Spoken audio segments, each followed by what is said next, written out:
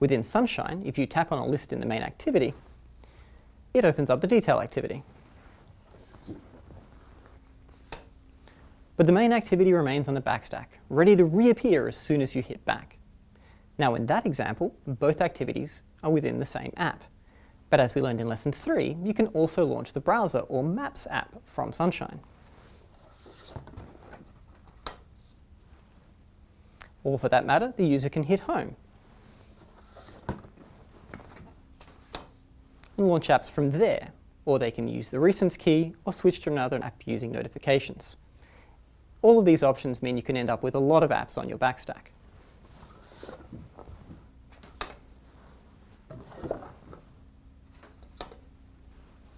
Now keep in mind that our resources on devices are extremely limited, so it's not a good idea to have dozens of apps sitting idle in the background. Android solves this for us, so you don't have to use those awful task killer apps. So how does it do that? Well, it kills low priority applications that you haven't used in a while. We'll go into detail on exactly how it figures out which app needs to die in Lesson 6, but for now, it's important to realize that your app isn't in control of its own destiny. It can be killed at any time. So you need to know how to deal with that, and that means understanding the life cycle of an activity and the signals we get from the framework to indicate its progress through the lifetime.